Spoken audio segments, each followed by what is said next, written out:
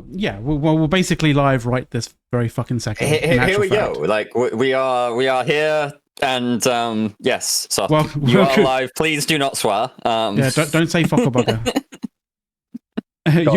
you are live. Don't say fuck or bugger. We probably just destroyed our monetization on when this goes to YouTube anyway. But fuck it. I mean, it wasn't going to take long anyway. So yeah, welcome everybody to another episode of Push a Talk. It is Saturday, the 29th of June, 2024, and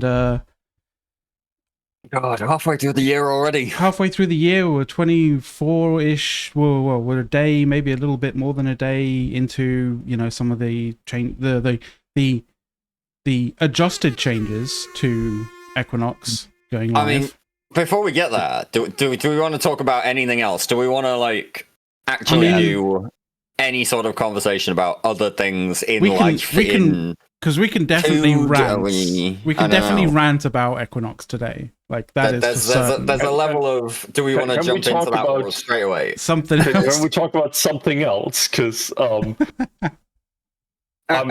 not going to give my opinion to Equinox. I already did that, and I don't care about ranting stuff.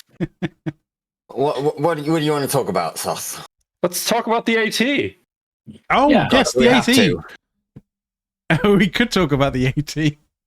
We want to talk about CCP being absolute rat bastards about that one. Which set of AT rules are we talking about? The lovely thing about today for all of you watching is that Dawn isn't with us, so we can get straight into Eve stuff if we wanted to. We can dive right in. But whether or not what we have to talk about is something that you actually want to talk about is a different matter. Yeah, this is the time we want Dawn to stop us getting into Eve stuff. Look, I want to talk about the AT because I want to be super smug about all of the things they adapted from manga games. Oh, okay. Yeah. Hang on. I'll bring up the new rules, shall I? Let's start bring up the new rules real quick. Let's just start real quick. You don't have Erik today or next week or the week after. You may not have us next week because next week is we going might be to be dead. We might have all suffered serious alcohol poisoning from certain things happening. Yeah, I heard the Brits are celebrating their Independence Day. Independence from the Conservative Party, yes. Independence from the current government. And so we may be dead. We may be a little bit dead. Something might happen in the next, between, at some point between Thursday and Friday. That means that some crazy thing might occur that hasn't happened in like 100 or so years. Yes, which is quite a moment, really, to be honest, especially when it comes to that sort of stuff. It's real life politics, so we don't talk about it too often here, but there are some potentially big changes happening over here in Britland, and as you know, a number of our regular crew are Brits, and we will all be having a watch party on Thursday night and seeing not waking up for about a week. Come in, and so whether or not we are here next week is a coin flip at the moment. If we are, we may be sporting some really fucking serious hangovers. Yeah, it's entirely possible. But the reason that you have us here and no Erik is because Erik is currently off on holiday. Mm-hmm. Erik has been sending us pictures of some of the bits of food and fun that he's been having on his holiday already. Apparently there's some really great cornbread going on. I don't know. Over in... he was in Alexandria, which, I for reference, I know where the original Alexandria was. In Egypt. I don't know where Alexandria in the US is, but he was relaxing in a coffee shop before he was having chili. And then he sent us a picture of some some chili with beans and cheese. And apparently they've got some really great cornbread as well. So, That's where Erik is. Erik is potentially having a better day of it than we are. Entirely possible. That's almost a guarantee. See, that it makes sense that that's the chili, because like he put best cornbread and then put a picture, and I was like, that's not cornbread. That's not cornbread. Like, if there's great cornbread, it's underneath a whole bunch of shit that I can't see the cornbread. I think what he was saying is, hey, here's a picture of this awesome chili, and there's also good cornbread. It is worth noting, though, that this picture. Oh, there we go. Yep. I don't know if that was me or if that was Soth. Oh no, that was Soth. Right? No, Dawn, no, not yet. And it is worth noting that Erik is eating chili with beans. Now, I'm not sure. I don't necessarily agree with this as great chili if it has beans in it. The only time I cook it with beans is when I'm cooking it for my mother, because otherwise, chili without beans is awesome. What the fuck? Yeah. No, I'm good without the beans, thanks. Well, you are in the minority here. I mean, I mean, even if it's like, I don't really care whether it's got beans or whether it has got beans, but like, it's just, it's I'm not like oh my god, it's got beans, fucking kill the person or whatever, right? I don't know. I don't care too much about whether it has beans or not. Put some legumes in there. Come on. But it does bulk it up a little bit, which is good. Yeah. I'm fine with it. It also makes the chili a bit healthier. That too. Well, why the fuck would you want that? Well, some of us are getting older, Dirk. Think about Erik. Technically, we're all getting older. Oh, damn it. We are getting older, even just sitting here talking about it. I'm not. Welcome to the Optimism Hour. This is the Push to Talk Optimism Hour with Dirk Stetil. We're all getting older, and we're going to die. Look. I'm not saying anything about the expected additional 2 years of liver age that I'm expecting to add in the next week. As far as we know, we might we could die from alcohol poisoning by the next Saturday. You never fucking know. But yeah, if certain rules about the coming events get followed to the letter, it could very well be that someone dies from those rules are going to be reviewed heavily before we engage in them. And yes, everybody, we're doing it. Yes, everybody. Those rules were formatted when we thought that this would be a relatively ordinary period of time, not the sheer insanity that we've actually had. So we need to sanity check those pretty hard. I don't know. I'm looking forward to playing Tory Bingo. Yes, I need to order my my poster. Oh. Yep. Although I won't be able to join you on that because I have to work. Aww. On a Thursday night? Yes, on a Thursday night. Why are you working on a Thursday night? I can't join you because I have to work on Friday. Oh yeah, you have to. Yeah. Well, you can stay up until midnight ish. See, I anticipated this problem and I took Friday off. Same. Mm-hmm. Yeah, I've spent a day of PTO on my recovery day for Friday. I'm not spending vacation time on your election.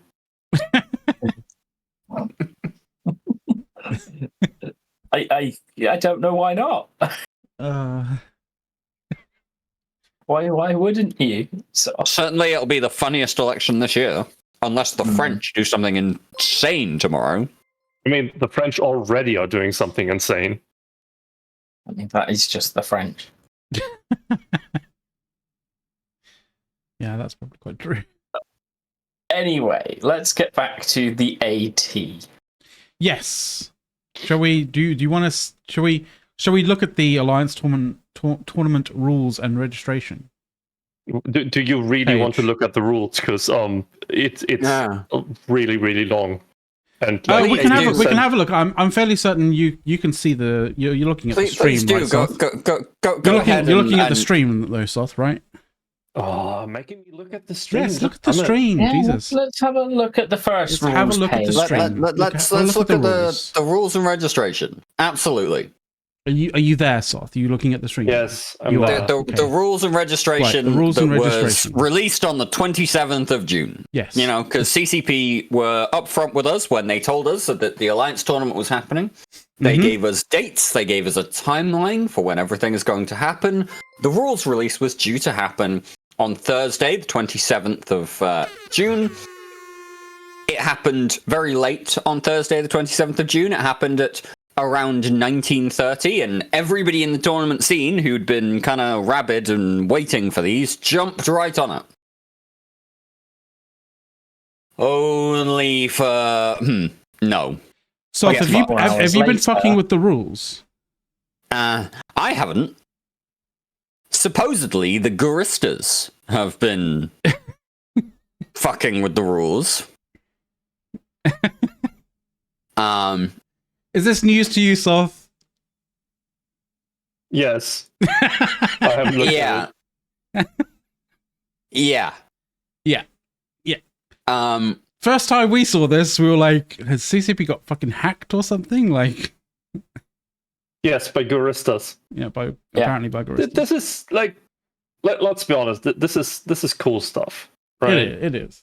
This is one of those things where I'm going to be very, very blunt about this one. It's kind of funny.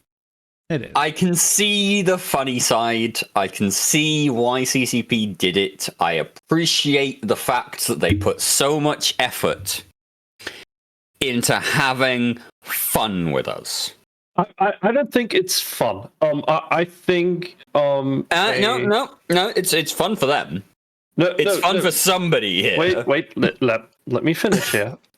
I think you can actually tell in the rules, in the new rules, that some of them are very recent changes. I don't think that all of these changes were pre-planned. I don't think they were going... Not all of them, no, for sure. We're going to do it this way. I think what happened is...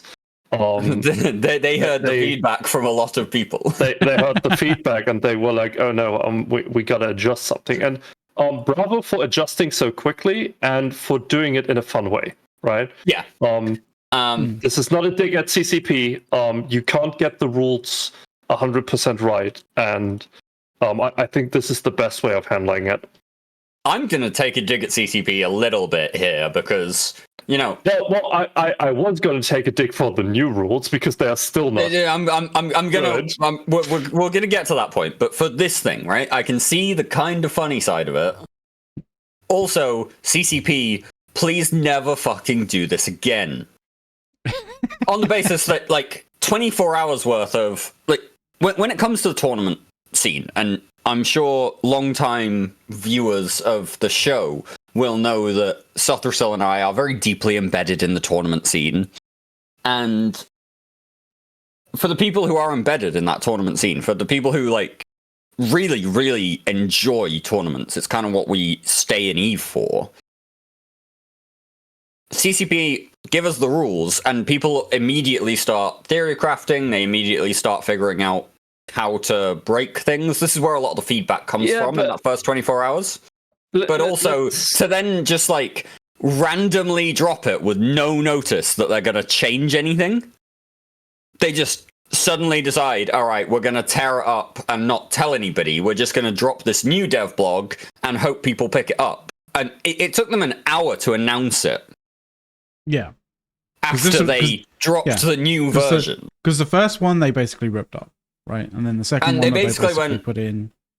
No notice, no... Soth, you and I both know, we've run tournaments for a long time at this point as well, with the Anchor games. We know that you can never pretend... you get it as close as you can, and there might be some tweaks you need to make. But we also make a very clear point of... when we make the changes, we communicate that we are making the changes, what the changes are, and why. We don't just drop a new version of the rules, throw the old version out, and go, hey, we got hacked by the Garistas. Like, it's funny once. But I would have preferred a little more communication to come alongside the funny part. Yeah. Am I still here? Yes, you are. Yeah. Okay, my internet is fucky. I would say middle ground. Doing it the way they've done it again, yeah, definitely not. What I would like to see in the future is them going, hey, here are preliminary rules. Give us your feedback in the next 48 hours. Right. And then they can look at if they overlooked something big. Like way too cheap healers, for example. Oh god, yeah.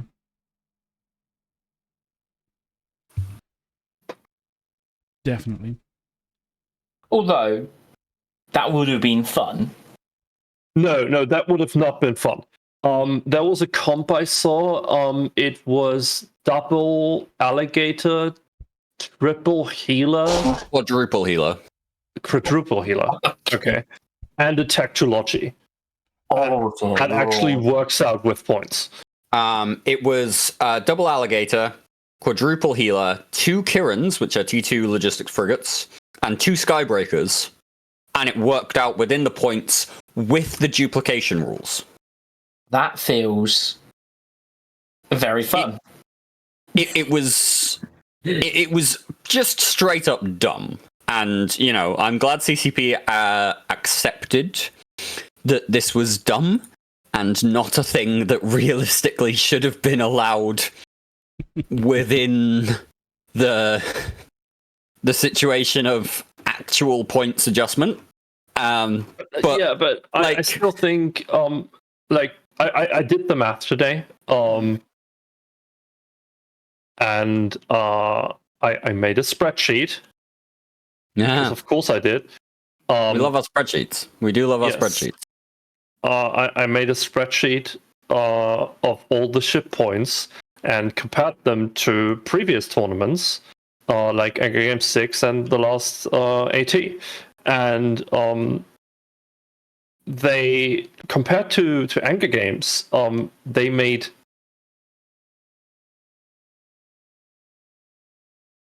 Nope, Soth dropped. He's dropped. Oh. What he's actually talking about here is I'm trying to find his spreadsheet real quick. There it is. Yeah, so there's a way that you can calculate an average points change. So what it was previously, what it is now. We account for this when we do Angry Games, because obviously Angry Games only has 7 people on a team in any given fight, and so you have to up point things comparatively to the AT, where you have 10 people on a team in any given fight. But even still, when you take a look at some of the things that have been changed here, like, for example, the Armageddon Navy issue stayed fairly static, but the Apocalypse Navy issue, comparative points-wise, came down by 2 points. So you can have more APOC navies for your points. In a different sense, though, a lot of things did go up. So one of the big things is pirate faction destroyers. So that would be the Mekubal and the what's the Garistas destroyer called? I forget. The pirate faction destroyers went up comparative points by 6.5 points compared to the Angry Games. So CCP have gone pretty hard on some of these things. The healer now is 25 points, up from the 23 that it was originally. That's up comparative to the Angry Games by 5.5 points. So yeah, it's an interesting comparison because you end up with like half a point here or there, or like 0.3 of a point here or there. But some of the ships that CCP have addressed have gone up, not insubstantially, compared to when we first introduced this idea. Oh, and it should be noted, the Ang Games was the first tournament in EVE to introduce a more variated point scheme with more points than the traditional 100 per match per comp, and move it to 150 with very specific points for certain ships. We kind of dragged CCP into the future with this one a little bit. CCP had already been talking about it, but we made sure that it got executed. And yeah, so they've been quite harsh on some of these ships by pushing up their overall points values. I think the Gila point increase is well deserved. Well deserved for sure. Yeah. Yeah, but you could argue that it's not enough. Yes, absolutely, you could. I mean, the increase on it is only it's only 25 points compared to the original 23 it was in the rules that CCP gave us up front before they pulled the bait and switch. So, like, you can still get 4 healers in a comp for 108 points. Yeah. I mean, okay, yeah, it is getting quite expensive. Okay, yeah. Which one did I look at? So what I don't like is that Navy battleships are so cheap now. We actually found they dragged them back down a bit. Yeah, we actually found that we made them too cheap in Anger Games. A bit too cheap. Not and comparatively, they are even cheaper here in DAT. Yeah, and what I find most worrying is that the EOS is back to base command ship points. The EOS has been reset from its 30. It was 39 points AT equivalent in Anger Games. CCP have dropped that back to 36. The EOS is a very powerful command ship in tournaments, quite simply because it's entirely a drone boat, so you don't have to waste power grid and fitting on guns. And if you fit it with the right rigs, you can get 4 links running from a single command ship on the EOS. And still not compromise on the damage. It's beastly. So the fact that CCP have pulled back on that is definitely going to make the EOS one of those ships we're going to see a lot of again. Yeah.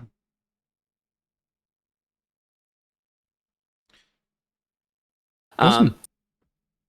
But yeah, other bits of rules changes from the last AT, so that's AT19. The silent auction is still gone. So everybody who is not the top 4 teams from the last AT, they have to pay their 4,000 plex, which has gone up since last year. It's gone up by 1,000 plex. Now CCP want 4,000 plex from alliances to sign up for the AT. And every one of those teams has to fight through the feeder rounds. There's going to be a feeder tournament. You earn your place in the final 32 that is the main event. And CCP will have a whole different feeder tournament end of August that will be live streamed. There's going to be obviously a lot of fights there potentially. Depending on how many teams CCP sign up.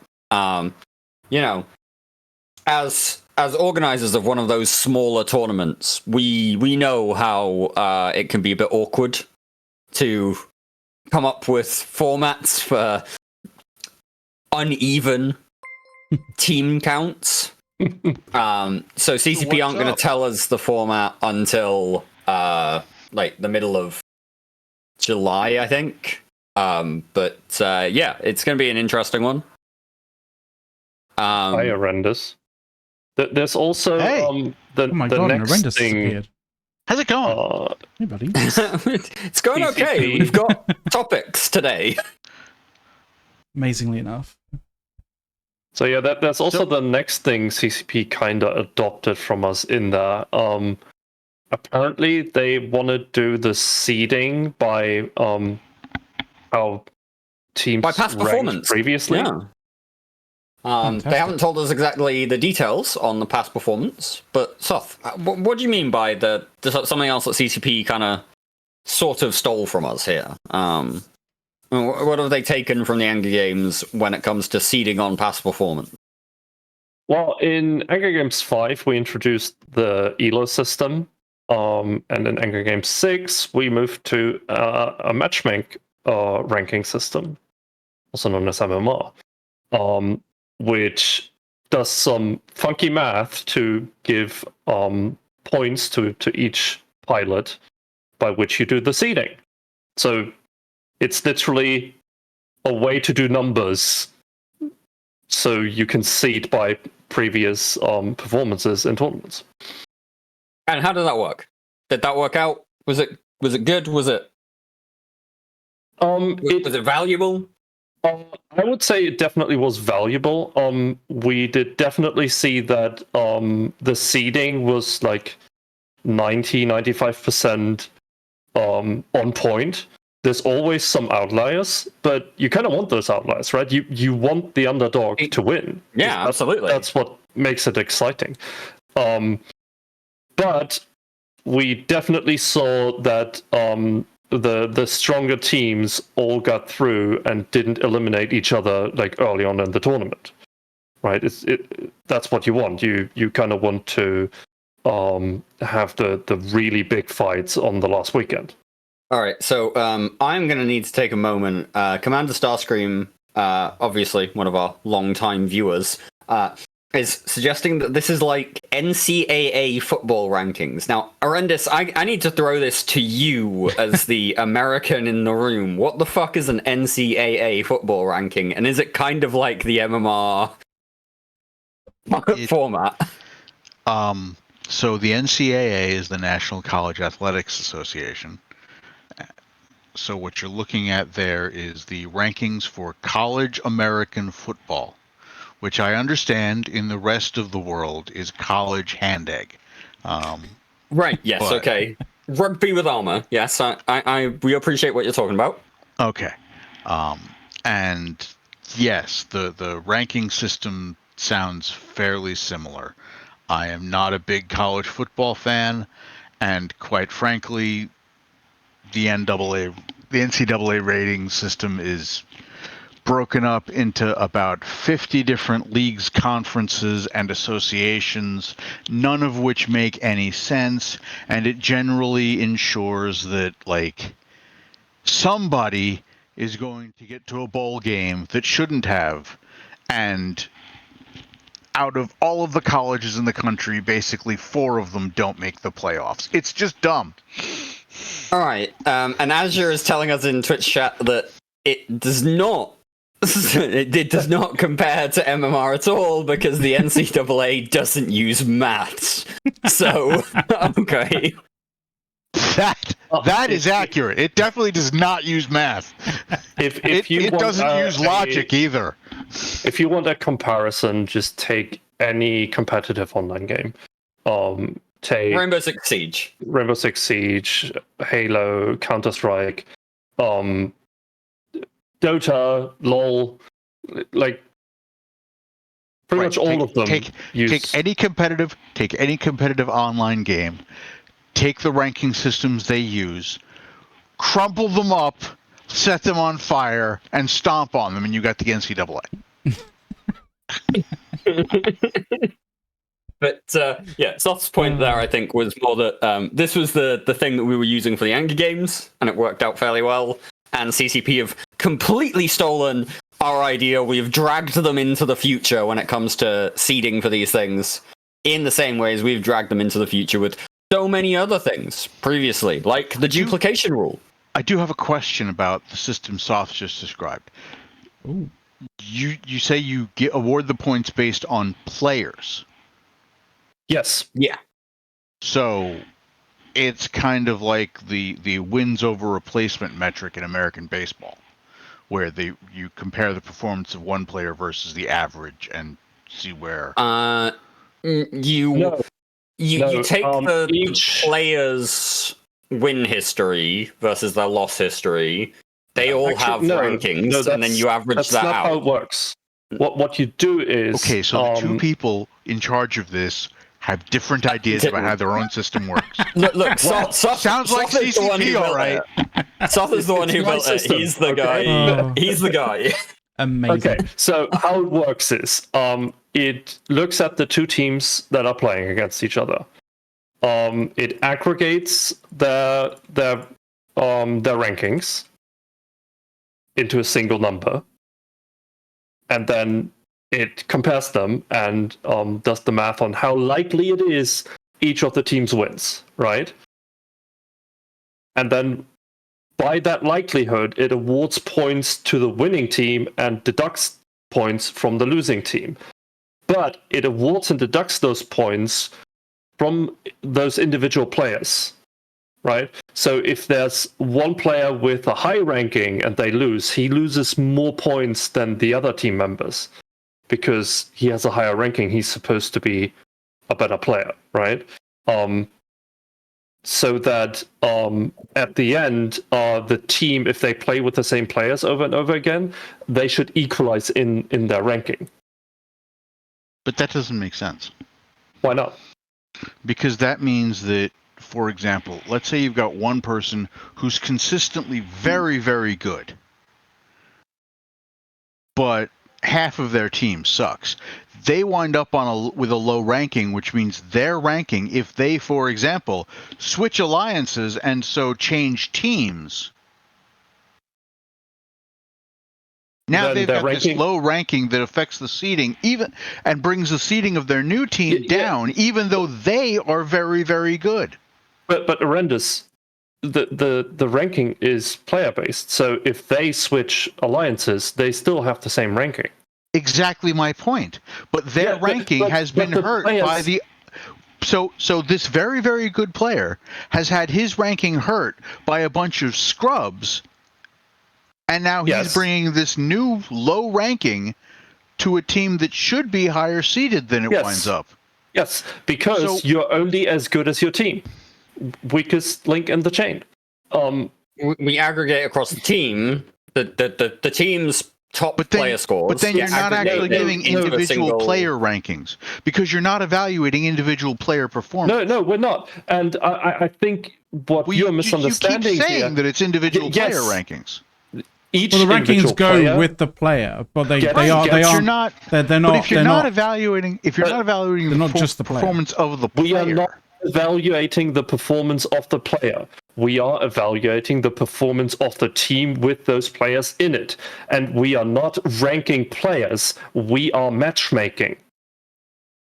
There's a difference there. We are not saying this player is definitely the 10th best in EVE. No, you are. That's what seeding is doing. That's what seeding is doing. You are ranking them.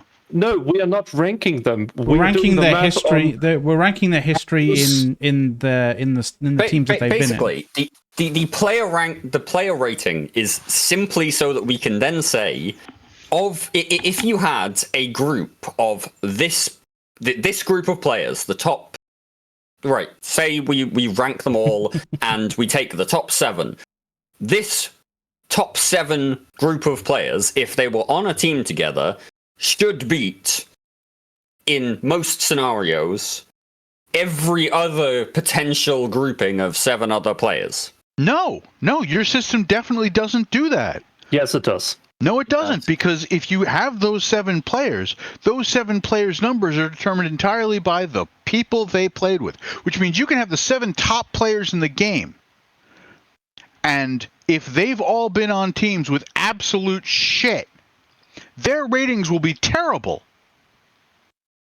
Their ratings are as so good when you as put them all together, based on their wins or losses. they will not have There is These no people function. should perform well. There is no technically- absolute function to rate a person's assists in EVE Online. Like, But that's what you're unfortunately, claiming we to do. simply- No, But no, that's we what are. it's what you No, just claimed you were doing. No. When you say No, you've you got are these not- 7 people, if Shut these the 7 fuck up, people, horrendous. if these 7 people were being carried by much better teammates, then no, they're not going to perform well. Again, it is not a rating of the player. It's an approximation of the likelihood Just said it that was. the player in the team will win. You just said it was. I said it's an approximation. You, I and think- Dirk. I think potentially I did, and like I say, Soth is the guy who knows the system better. I just understand that it takes numbers of wins and losses previously, and then spits out a general positioning of are they more or less likely to win in a match. Because to be And completely those honest, who are more likely are higher seeded, and those who are less likely are lower seeded. And then we build our matchmaking, our initial groupings of teams and who they should be playing in our group stages that we had. It works, and it worked pretty well. And CCP have adopted something like it for the Alliance Tournament 20. But we don't necessarily know exactly how CCP are rating past performance in past tournaments and which tournaments CCP are using to build this new system that they have kind of copied from us, but is sort of still quite vague. The thing CCP is- haven't given details on it. right? Yeah. It's, Okay, hang on. The thing is, right, is I'm sure Dirk, I'm sure Soth would love to be able to, individually rank people's performances regardless of how their team, performed, together, right?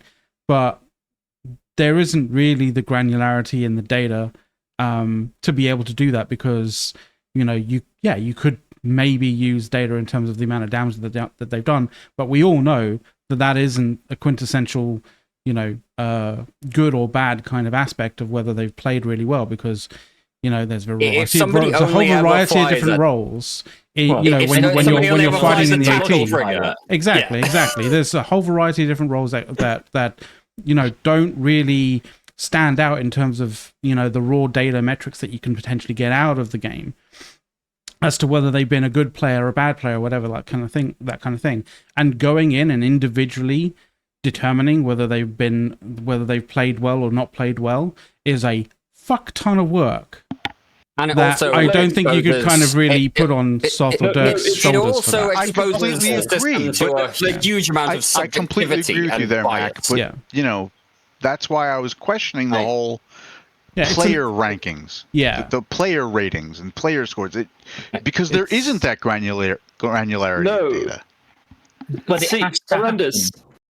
Because players switch between Fucking hell! teams. Like it's not like I went through fucking days of footage to find out who played whom and who won and what the player names are and note that all down so that I can do an MMR system. I didn't do that just for fun.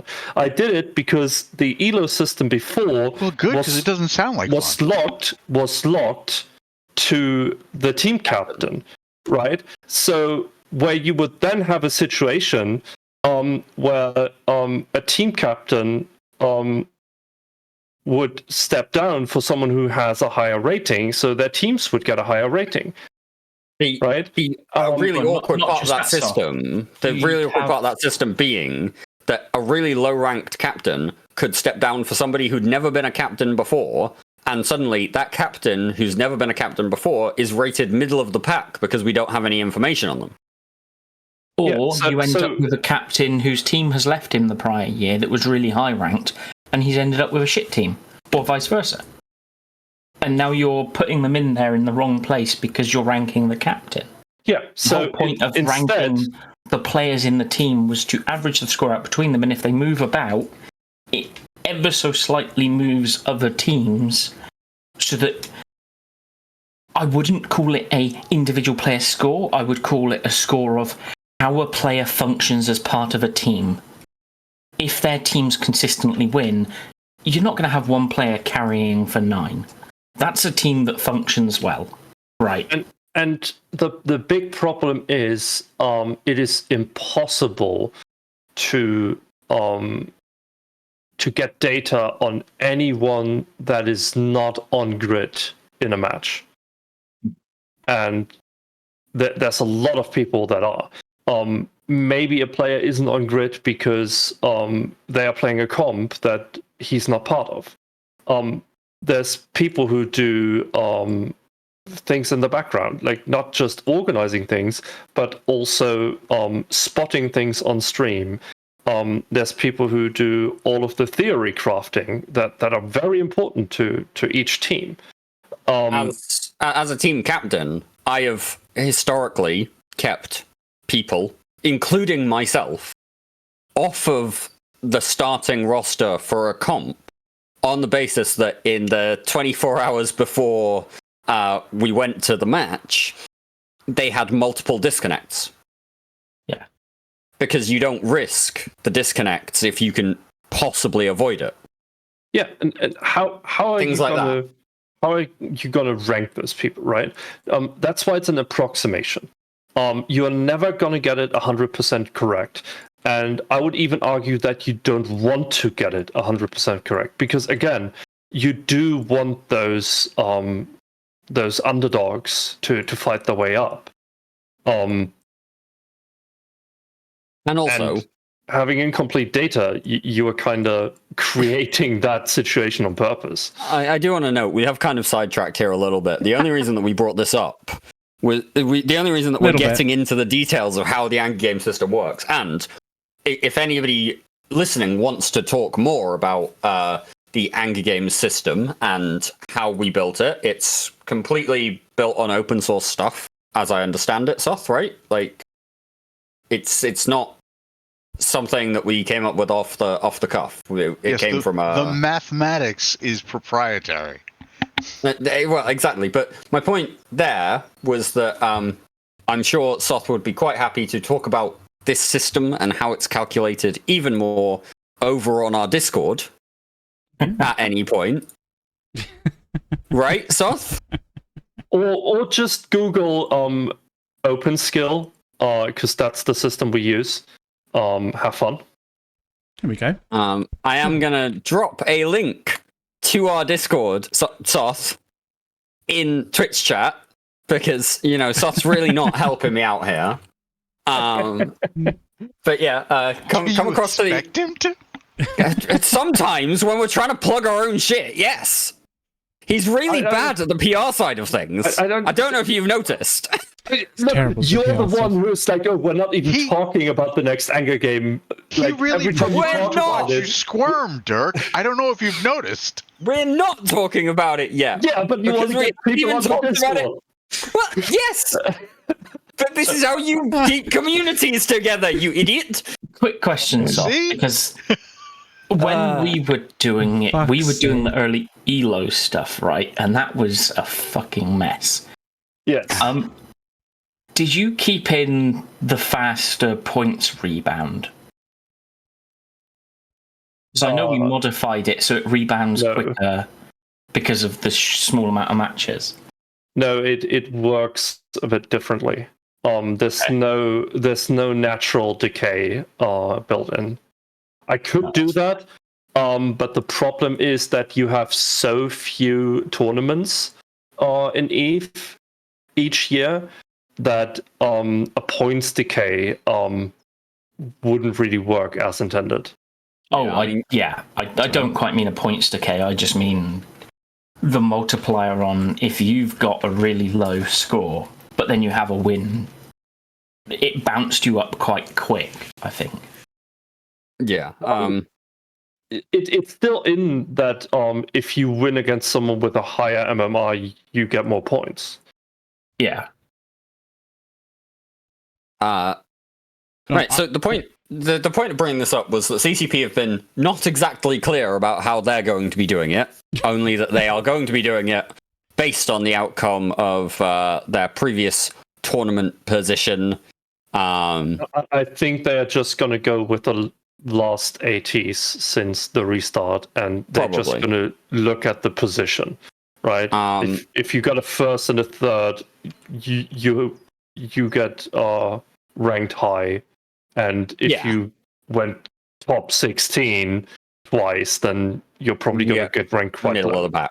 Yeah. And luckily for them, they can keep team names year to year and don't have to worry about teams too much anyway. The captain bringing in a new team. We're saying nothing about the teams that make alliances for meme names alone. Like Bar Alliance, for example. No, Barcode has been Barcode for quite some time. Barcode's been Barcode for a while. Okay. But we're talking about people like Hidden Leaf. Radicos. Yes. and Radicos, yeah. Okay. Right, but at least you've got a stable aspect in, like, the Goon team is the Goon team every year. They're not coming in under some different captain and different name. The Goon team has been captained by the same team for the past 4 or 5 years now, but we've got very stable leadership. The pilots are very different. Yes, but at least you got one name to keep it all under, is my point. Like, you can just... Yeah, that's the Goon score. No matter what happens internally, you have a fixed team there for that alliance. One other thing I want to talk about in terms of changes this year is that CCP have decided this year that they want every team has to nominate a spokesperson. Oh, God. Who must be a member of the alliance, but not a member of the team. Soth. This is where I break it to Soth that unfortunately you have not been our choice. Yes, I know. Wait, say that again. I had no chance against the man himself, the legend. Fountain Frank, the person who was born to do this. Wait, Dirk, say that again, though. CCP have asked all teams to nominate an alliance spokesperson who must be a member of the alliance, but not the team. And they describe this, they go on further in the dev blog to talk about, over the course of the tournament, the representatives will be asked to appear on live streams to help put a face to the name of the team, to tell viewers about the alliance, tell them a little bit about the team to a certain extent, and also talk about why people should be cheering that team on. So, the entire point of them not being on the team is that CCP expect that the members of the team will be busy during the tournament, and they want somebody who's available to talk after a match or whatever. I get that. I'm just curious about something here. Yes. So, who nominates this person? Well, they are nominated through the form that is filled out by the executor in the sign-up. So basically, we had a conversation internally within the team, and we told Asher, hey, this is who we would like to put down as that person. Right. So, after we spoke to that person, obviously, we did talk to Brisk and ask him if he was willing. It really sounds like CCP is saying, listen, we need somebody who's not going to be on the team. So all of you teams, put somebody on your team to do this. They just won't fly. Yeah, the thing is that the team members all have to be part of the roster.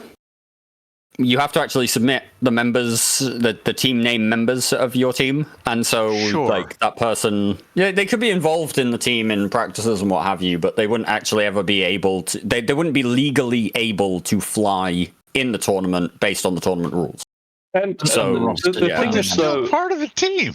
Yeah, but the thing is, though, I think 99% of teams have someone on their team who isn't really good at flying but has other qualities, right? Does CCP understand what a team is? CCP, do they understand that the team is more than just, like, the players on the field? Dude, CCP can't even write the rules in a coherent manner in some places. I'm not sure we want to talk about the definition of a team. I love this. Every team has an alliance historian and propagandist. Veritas. That was good. I mean, in Goonstorm's case, we have an entire group of alliance historians and propagandists. Just one? I don't think so. A department for that thing. Yeah. I don't think Exactly. there's more than one at this point. And Azure has a fair point. We've Goonstorm, even got a few the pilot bards that's not as good well. at flying, but still around is the captains. Yeah. That's you, Derek, right? And Azure. Oh, okay, that makes sense now. Azure is the co-captain for the team. Oh dear. So yeah, you know, we do the process side of things, and this is what you get when you spend 5 years running a team. You figure out the processes and you forget how to fly. See, I think I didn't make the cut because my pitch was a bit too honest. Yes, a little bit. And for the people unaware, my pitch was I want to be the spokesperson, but I'm going to keep shit talking the team as much as I have always been.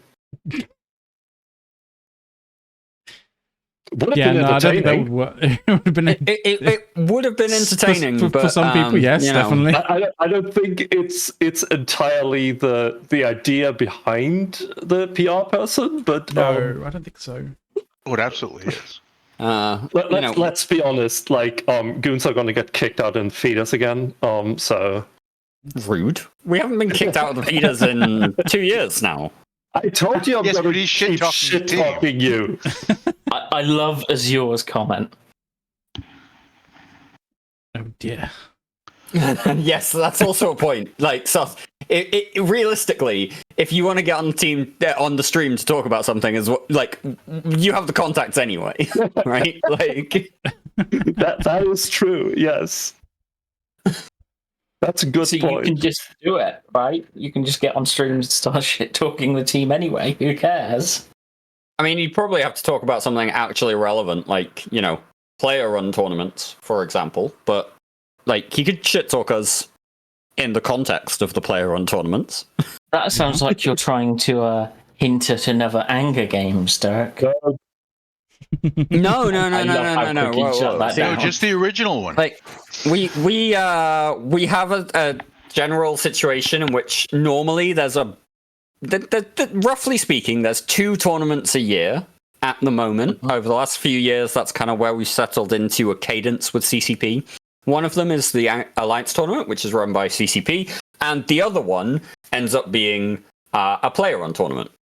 Now, obviously, we did the Anger Games earlier this year, Anger Games 6. The last iteration of the Anger Games was actually about 18 months prior, something like that. Like, Dirk is taking really There was a long to Captain's say. Cup in the meantime. And Oh, yeah. we know that Jin Tan is planning on doing a Captain's Cup again. And so we Nice. need to wait and hear from Jin on what he's doing, because we like to support our fellow tournament organizers as much as we like to run tournaments ourselves. Small tournaments. of course. That's a really long way of saying we're going to bully Jinton into doing it, the next one. Soft, can I just point out that you keep saying that, you know, Dirk is taking a really long time and that's a really long way. And Dirk is speaking. That's what happens. Fair point. That's a fair point, yeah. Right, anyway. Is there anything else that we kind of need to talk about in terms of the Alliance tournament and the bait and switch and the fact that it's happening? So I have a question about the MMR. No, fuck. No, No. I don't. Denied. Denied. Yep. I'm sorry, what's been going on? It's fine. We are not going back into the MMR thing. We're not. That. That, Okay. that has been tied off and been thrown into the lake. Sure, yeah. I mean, we are an hour in, right? Mm-hmm. And what have you talked about But so this far, is- other than the tournament? Not a lot. Not really anything.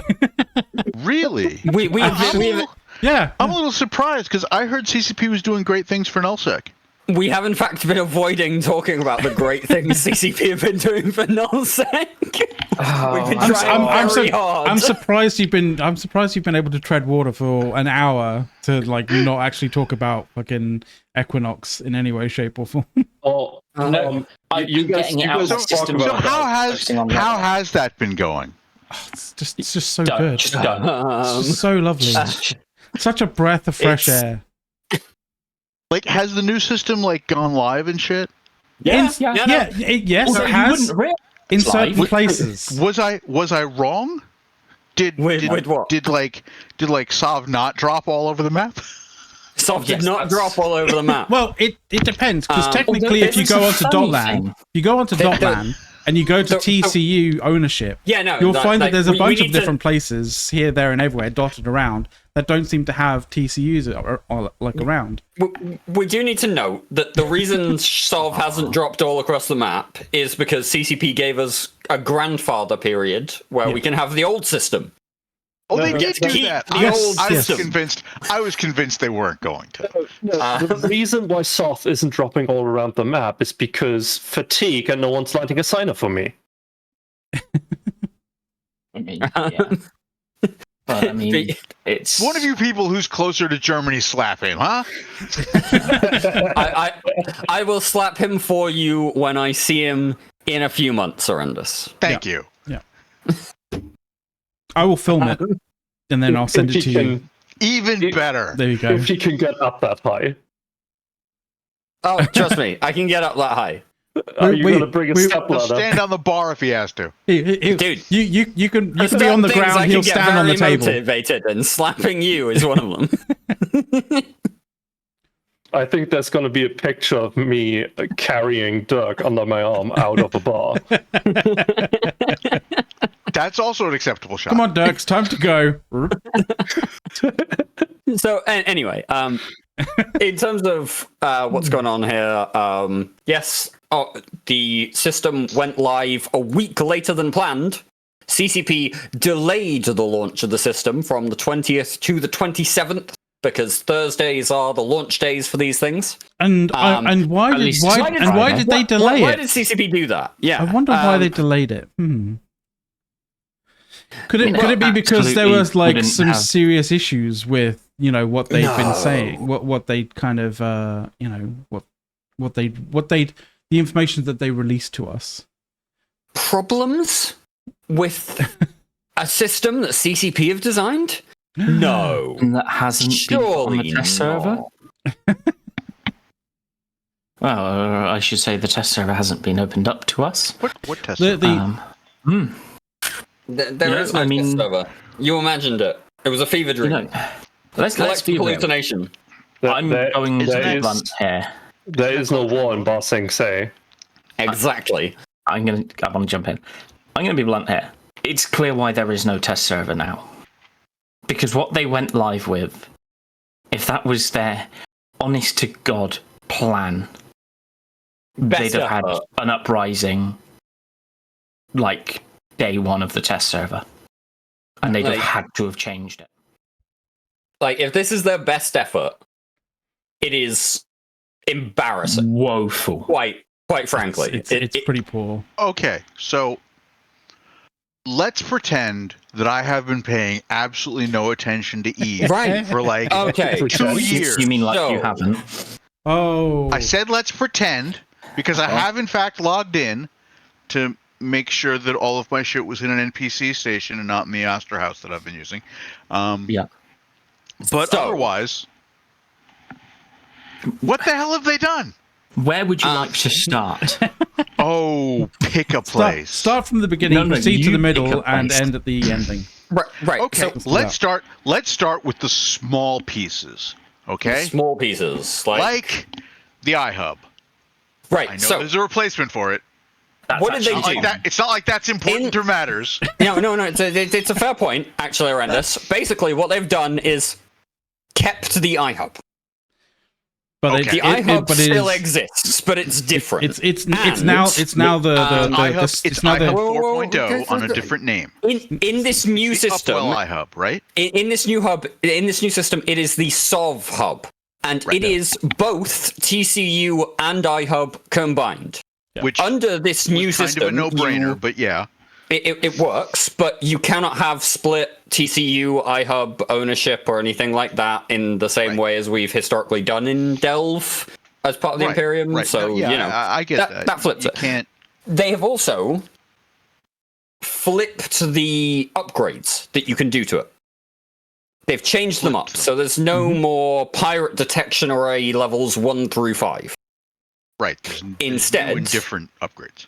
There is a minor threat detection array, which does the same thing as the pirate detection array levels 1 through 3, and major threat detection arrays level 1 through 3. And these will do different things, spawning different aspects. More or less, depending on TrueSec.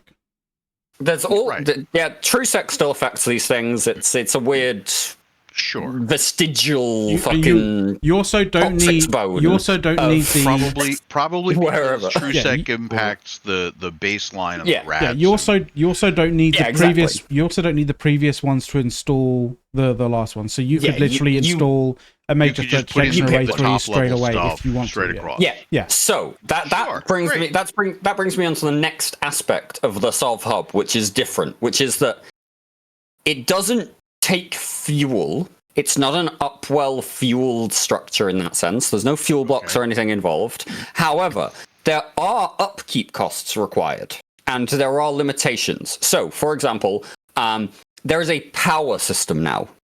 Every system has a level of power that is baselined on the output of the star. So each star produces X amount of power, and this changes based on the type of star that you have in that system.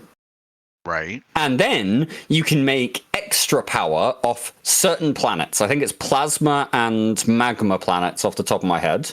That makes a certain amount of sense. You know, right? Yeah. And then you have workforce, which is basically paying the occupants of certain planets, clones made on them. But that's an ISK payment. No, it's generated automatically from the new customs office that isn't a customs office, it's a Skyhook. Yeah. And so you get workforce from planets. These are automatically generated on certain planets, and you can either keep them in the system. You need to supply a certain amount of workforce to keep your Solve Hub upgrades running. Okay. So you can either keep the workforce in the source system, or it can be moved to other star systems along a chain from one system to the next to the next. But this means that attacking the it. Planetary infrastructure can impact the iHub. Yes. In effect. And impact the Solve Hub, let's put it that way. In some cases, attacking the planetary infrastructure of a different system can impact the Solve Hub of a system, if you know which system is supplying the workforce to where. And then you have reagents, which is, again, generated through the Skyhooks. And these are kind of like a PI function that can be pulled out, transported, sold on the market, and also stolen by people a la the old POS siphons. Yeah. So but you don't need to put things. Conceptually, all of this sounds interesting and potentially engaging. Yes, conceptually, a lot of people, the vast majority of people in nullsec, on this show and in nullsec in general, were open to the idea of this because it did seem interesting. It seemed kind of novel and kind of, well, maybe not novel as such, but like it did seem like it was an understandable thing. Conceptually. Let's go a step further, actually, Mac. Some of us were actually quite excited by this. Yeah. So how did CCP manage to CCP it up? So for example, it is a better idea to steal from your own Skyhook than to take it out regularly. I don't know why. I've just read this from other people. Well, right. One of the issues that seems to sort of be a little, it's somewhat controversial between who you talk to about it, right? Like is most of the time just code for prisoners with jobs is what Azure is asking in Twitch chat, and the answer is yes. I refer to it. I refer to it as the American system. I refer to it as people were lured. People were lured into a dream and are now locked into basically like A to be soul-crushing indentured job. slaves for eternity because they're clones and so they can never die.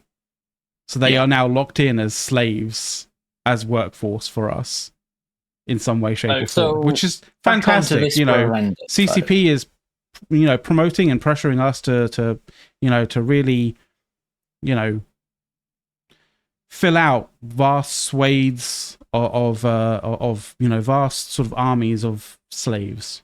Fantastic. So what you're telling me is that Proviblox actually won, and Nullsec has been turned into a Mars base. I guess. To an extent, yeah, though, right? basically. The Minmatar have been pressed into service once again. I want to go through the actual issues with power. We just don't need to use v2.0, so, you know. Hey, There we go, a bit of a law. So no need to create new addictions. They're addicted to food and air. so the power in the systems when it first came out. Yes. Oh, that was fucked. So yeah, that was the thing, woefully right? Under. They Okay. didn't give anybody real ideas as to what the actual numbers were going to be. They kind of showed a few representations, and some of us were like, saw the representations, you know, and there was like, you know, comments and questions cool and stuff, idea, basically fun. going, is this representative? Because there's no, you know, this particular system doesn't have these planets and such things. And is there going to be like a change up and all that kind of thing? Well, and CCP basically said, no, there's no planets are changing, etc., etc. They're just, and these numbers are all, you know, these numbers are in flux. Let's put it very bluntly. Right? Let's forget all of this, Matt, right? When it went live. Yeah. August. Let's put it very bluntly for Horrendous in terms of how CCP'd it. On release, Yes, let's. there were systems that could not install a single Sov Hub upgrade based on the power of the star that they were in. Or the planets in the system. Yeah. There were systems that could not support a single Sov Hub upgrade under the new system when they first launched this 2.5 weeks ago. So, if you based on the star and if you were harvesting all the power from the planets, you still couldn't? You still couldn't install a single upgrade in some systems. Yeah. That's beautiful. Exactly, right? And these things the other govern your mining, they govern your ratting, they govern whether or not you can have a Sino jammer or a jump bridge or a super capital. That's you can install a single. You can install a single upgrade in some of these systems. So in essence, CCP were basically taking parts of Sovnol-Sec that were and making them useless. were useful to in some degree, some way, shape, or form, and basically making them entirely useless. That's amazing. Beyond just like putting structures in to manufacture stuff in. Yeah, beyond like a random manufacturing hub. And to be completely honest, you don't need loads of those. Systems you don't need loads of those systems. And plus, if you're making a big manufacturing hub, you probably want to be able to put a Sino jammer into there in some way, shape, or form to maybe protect it against supercaps jumping in there and fucking with it, right? Like, but even so, you wouldn't be able to because you don't have the power to do that anyway. I just want to go back a sec because I want to clarify how bad this was horrendous. What percentage of the game would you say that you'd think would have this issue? Or should I say null systems would have this issue? Hold on, Matt. 80%. 40% couldn't install a single thing. Damn. Like, seriously, it was pretty bad. I might want to also tell you. Ballsy move. We've had a question in Twitch chat we need to address real quick, which is an orbital skyhook something that anyone could put down, or would it have to be corp directors? I'll be clear. The skyhook is a direct replacement for a customs office, a planetary customs office. So the same restrictions in terms of deployment of a skyhook apply that applied to customs officers. Yeah. It's the same anchoring permissions. You have to have the corp roles. Mm-hmm. Anyway, Matt, you were going to say. I just wanted to address that Twitch question. I also wanted to address another aspect to horrendous of, you know, something that CCP is, I mean, at this point notorious of, right? Is they released a Excel spreadsheet of all the data, right, for all of the systems. all the systems with the power and the planets and the potential power from the planets and that kind of thing, right? Right. They fucked And it was up wrong. twice. The third version that they finally released was correct, but they had to have players basically say 2 times to them, "No, this is wrong. You fucked it up." Spreadsheets were wrong. Right? So were their On release spreadsheets day. wrong? Yes. Were their spreadsheets wrong because the data was incorrect, or were the spreadsheets wrong because there was data missing? The spreadsheets were wrong because the data was incorrect. Yeah. It Well, that's didn't match improvement. the numbers in game. It didn't match the numbers in game All of the twice. systems were there, though. All of the systems were there. There was As we understand Good job. there wasn't things missing like the MER for fucking year upon year, right? There's a random system that just, or a random region that just doesn't exist in the MER. Yeah. Anyway, so that's improvement, progress. Yeah. Good job. So there's always a silver lining to a dark cloud, and I'm glad Arendis is here to show us this. Fucking hell.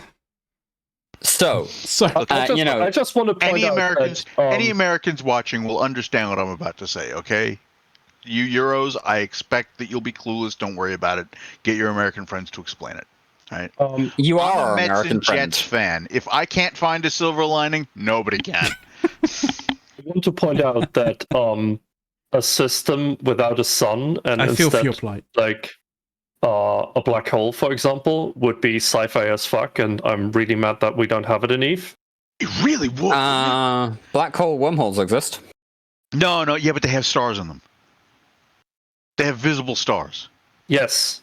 That's also another thing. Right. You can actually put The these. CCP. I mean, the CCP. You had a huge opportunity there to put like a cool star visual in the middle of that system. I'm telling you now. The Eve engine is built in a way that every system needs 1 star and one. But they could create a visual for the star. They could set up a black hole type star. They could set up the visual for it, and it would be cool. And it would be cool as fuck. Or they could have 2 stars, right? A binary system. That would be super awesome. I mean, that would require redoing the engine because, as you said, each system requires 1 star and 1 star only. I'm just talking about a visual change. I'm not talking about like a mechanical change. The second star would also just be a visual then. Or it could be a celestial. All that, yeah. Yeah, but What like, the fuck are we on about? yeah. We're there going CCP. We're talking about missed opportunities now.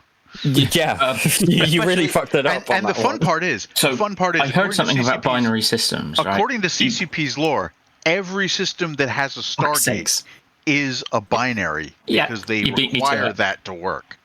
Yep. So there's a companion for every star that we've got stuff around. It's just that all the planets only orbit that 1 star. Yeah. So anyway, we had this whole bit back to the soft hubs stuff. But back to the fun part. Yeah. Yeah.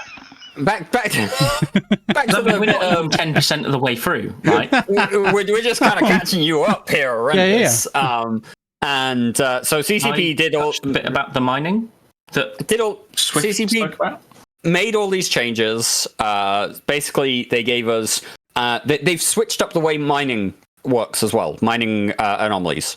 We should clarify this real quick before we get into what they did. Before we get into the new moon mining stuff, yes.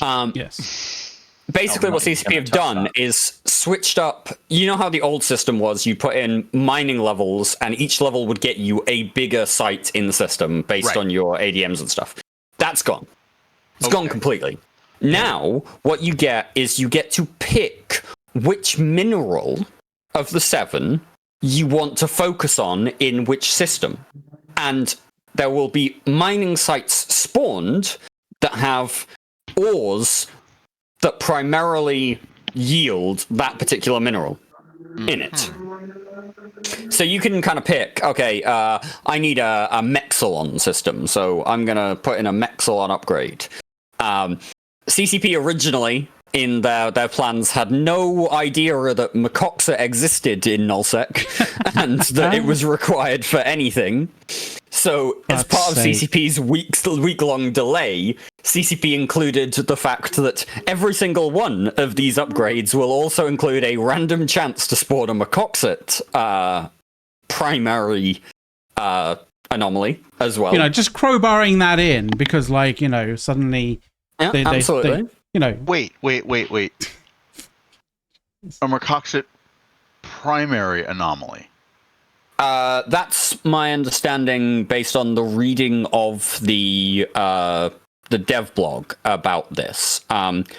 Each upgrade also has the chance to spawn an additional Macoxit anomaly. Additionally, mining anomalies from the prospecting array can trigger a mining escalate. Oh yeah. There's now whole new escalations as well. Okay. The CCP have added escalations based on the iHub upgrade. Yeah. Okay. So you can get different escalations based on your iHub upgrade. It's also it's worth throwing potentially Matt this one up on the screen for people who don't know about the way the visuals are working now. If we can get that up on the screen real quick, CCP are showing you on the side of these sov hubs. If you click the link to see attachment on Discord. Right, okay, yeah. I sent you a reply to a message that is an image. Right, yes. And I just want to show the image real quick. Yeah. So it's outside of the actual structure.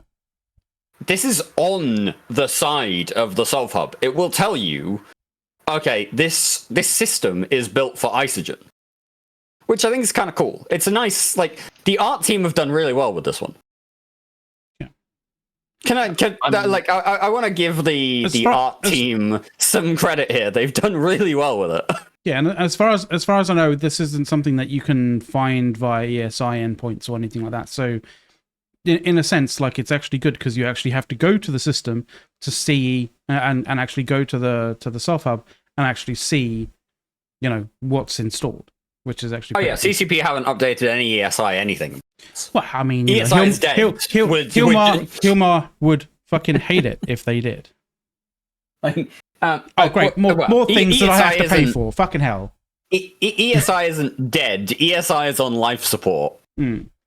This is the more accurate point. But yeah, so that's the way mining now works, and they overlooked the Macoxit thing, and then they kind of patched it in afterwards. It's probably why it took them a week and caused a week of delay, is because they couldn't get the Macoxit thing patched in 24 hours. They had to actually design an aspect of these new things. Well, they also had to balance the power on all of the upgrades. Can I address something else as well regarding mining quick? No, because we also nothing else. Never. We also have the sites. What? Colossals, enormouses, and all of that are gone. Yeah. Gone. Yes, gone. they are. Yeah, they're all gone. Right. Bye-bye. What we have lost in that, we have replaced with one belt of your chosen mineral type. Yeah. Yes. With the possible option of slightly a Macoxit anomaly, but that's it. A Macoxit anomaly that spawns as an additional, possibly. Yeah. But that one belt has just under a Colossal's worth of ore in it, but split between... I think the count I saw a minute ago was 136 rocks. It's 3 million. The number, if we go back to actual numbers that we have, if we go back to numbers that we actually have, and we talk about the Janus appraisal, this is 3 million cubic meters worth of ore. Yeah. And it's just under a billion isks worth of ore at Jita prices currently. Okay. Sorry, yes, a billion isks worth. That was it. So there are a number of rocks. The new rocks don't have the new rocks don't have huge. The prices haven't stabilized, so it's not like 100%. But a billion isks worth of ore for a 3 million M3 worth site. Really? Dirk, can I now address what Commander Starscream is saying? Because this is the key thing. The respawn timers on the belt are 4.8 hours. Roughly, on average, currently. Give or take. So somebody has done the working out, and that is one bill of ore every 5 hours, making, give or take, 4.5 billion ISK worth of ore every system every 24 hours. We need to be very clear that those respawn timers are based on current experience on the respawn of the sites, right? Like, now, I want to add something in that I've just. There's a significant. We need to note that there is a significant amount of variability in the respawn time. I mean, of course, the sites. Of course, there's going to be variability, right? Like, we're CCP talking about loves variability. Dirk, everyone on the Reddit thread is reporting approximately 5 hours. Okay, that's what it's settled into. Yeah, it seems like. But if that's where it's settled down. Hold on. I please let me finish a link thing. to the fucking Reddit thread so I can read this. Okay. I want to finish this whole thing though, because we have completely missed it. Swift was on Reddit last night. He has replied to someone talking about it, saying that 6 hours is too long for the upgraded Isogen belt to spawn, and is inconsistent with what other people are seeing. That's not what everyone's reporting on the Reddit thread. He did ask people to DM him the system name and he'll check it out. So I guess everyone that's having an issue, DM him it. Because That'll be a lot of it's DMs. not inconsistent with what people are seeing. This is consistent across the game at the moment. I appreciate him at least saying it's inconsistent with what they should be. But that's the way that should be phrased. Like, I've actually had to argue with somebody who is telling me, this math is impossible. The system cannot possibly work that way. When the response they were getting from me was, well, it already has, here's the case log. And their response was just, it's not possible. Well, there's the data. So never say something's impossible. Say that's not the way it's supposed to work.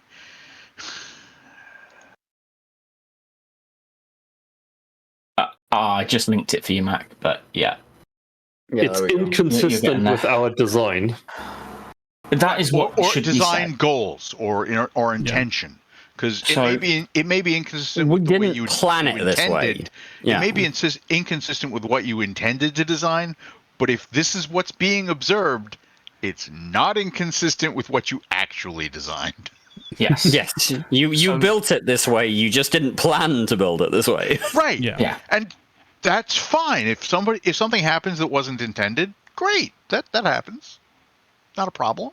But I mean, it could be a simple matter of like there's an extra 0 in the code somewhere. Exactly. That's doing something. It was a typo. They fucked up. But like, I had a thing at work recently where, because we had an extra bar, I forget the name of the actual thing, but because we had an extra bar in a blocking rule, we were blocking everything instead of just what we wanted to block. It was a copy paste mistake, but nobody picked it up for like 4 hours because we were there going like, what the fuck is going on? It happens. So you've got to then acknowledge it and fix it. Absolutely. I want to jump in with this bit because people have done some of this working out that MEPA has suggested, right? These belts that spawn, at least at the moment, even if not intentionally, spawn every 5 hours, have enough ore in them for about 1 hour's mining from someone with 13 hulks and a porpoise link. Not even Orca or Rorqual boosts. One person with 13 hulks can do it in an hour. It's nothing. And we're no longer at the point where every system can have this. We are at the point where about 40% of systems can have this.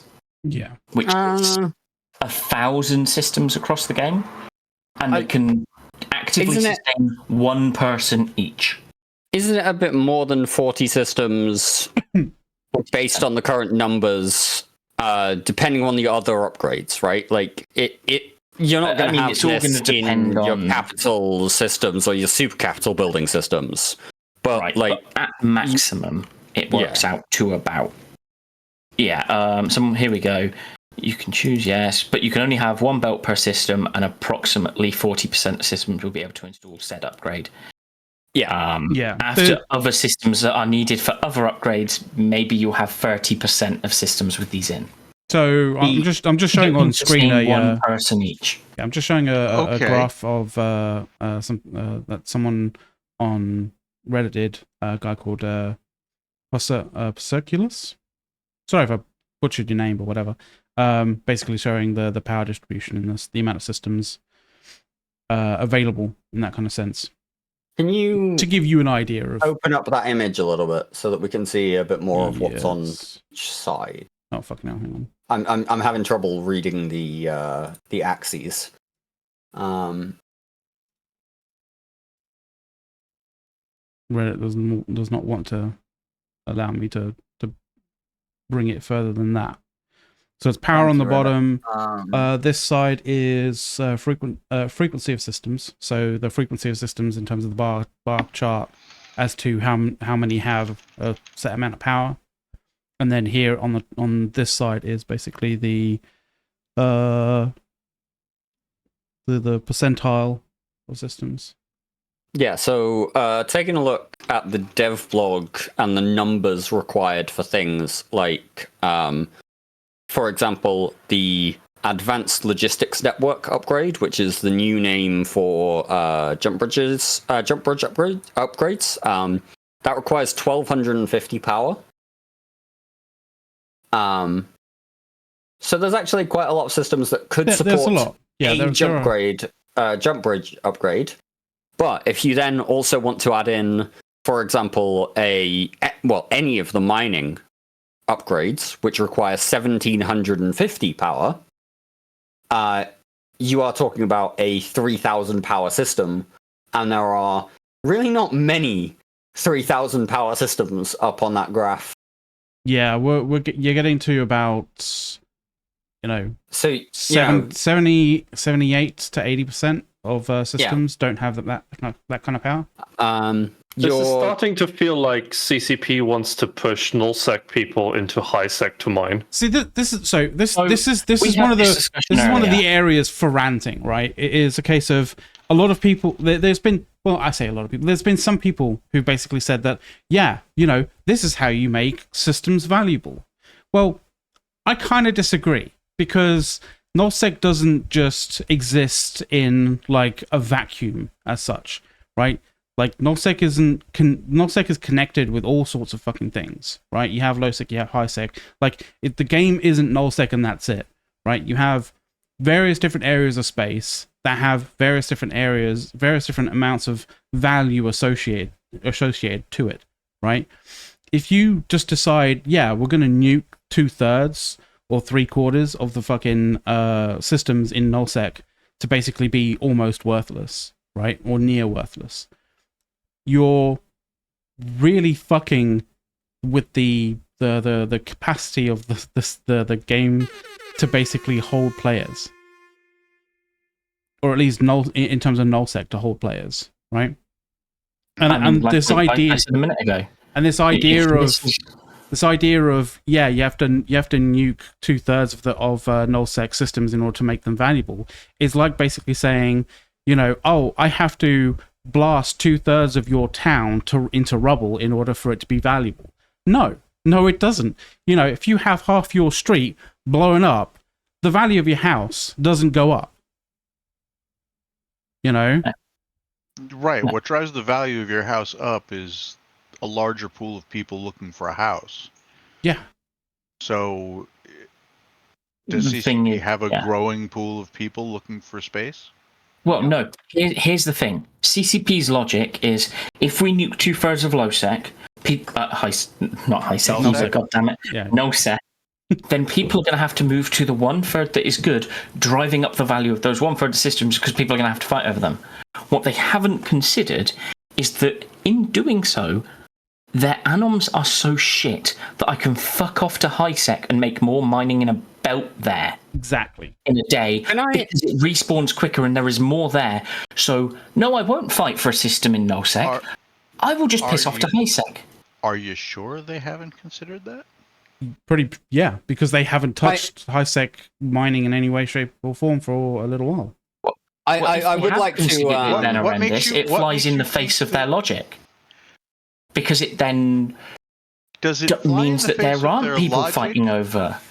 Does it fly in the face of their logic, or does it fly in the face of what they're telling you?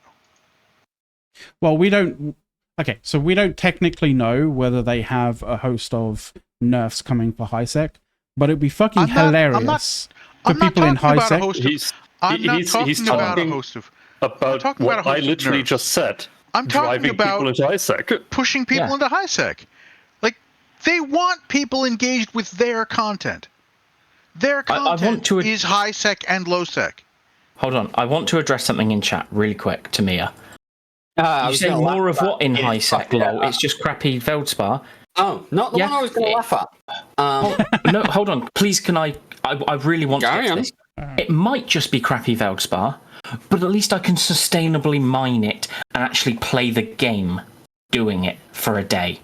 If I'm in null, I'm never going to get to touch one of these belts because someone will have had it 3 hours before me. This is another thing, right? And it plays against the Rotati's idea of scarcity, because this is a classic thing. This is a classic thing for. I know, Horrendous. I know you know. 1 + 1 is 2, and it plays against Rotati's ideas. Yeah, exactly. That scarcity breeds conflict, right? Which is this fucking ridiculously dumb notion that Rotati seems to have in his head. I thought the last 2 years. Or 2-3 years, like it all fucking melding into one at this particular point. Well, like imbalance breeds conflict. Imbalance breeds conflict, not scarcity. Exactly. Scarcity breeds desperation. And if you force desperation on a bunch of gamers who are doing this for fun, they will go else. And find that fun elsewhere. They'll go elsewhere. But the other kind of thing is, especially with regards to these, the sort of like the materials that we're getting from like that we're looking as though we're not going to really be able to get too much of from these belts and such things, even though we can choose which fucking belts we can get, right?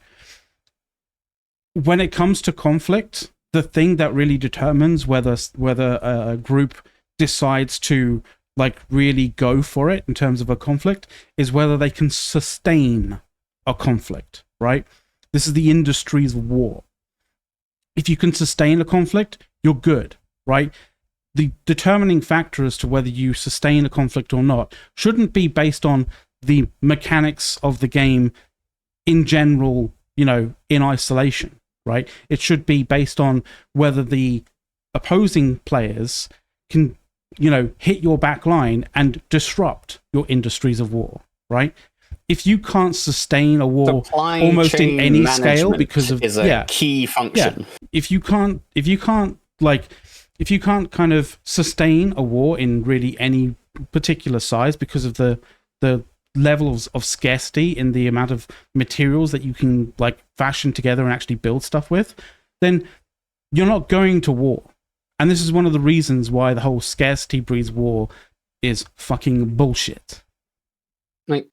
We haven't had a proper war in the only war that we've had was an ideological one. That's the only thing. And it wasn't. The last major war was 2.5-3 years ago, something like that. It was 2022. Yeah. And we're talking about that was the one where they came to Delve and tried to kick us out and then didn't. And then unanchored all their keep stars and left. I say 2.5-3 years ago as a rough time frame on the basis of it was COVID times and my brain didn't appreciate what a year was even at that point in history. But yeah, like we haven't had a major war in a long time because there hasn't been 2020, not 2022. Well, there we go. But brain and I would like to. Granted, every year since then has felt like 10, but I would like to point out, Arundus, at the time we were in the middle of a pandemic and I was working in a shop every day. Like, I had other things on my brain at the time, but I did want to point out, to me, a cowboy in Twitch chat, CCP ain't nuking nullsec. They're just nuking your alliances so they become smaller. That's not how that works. That's not how the social aspect of the alliances work. The reason that these alliances are so large currently is because we benefit from having a larger group of people working towards the same objective. If there were different objectives and different things that people might be interested in that they could accomplish in the game by breaking off and going and focusing on that objective, if there were a lot of other objectives rather than just own space, make money, have ships, have fun, then that would be, more interesting. You might see more wormholers, you might see more low-sec groups if low-sec was more interesting, that kind of thing.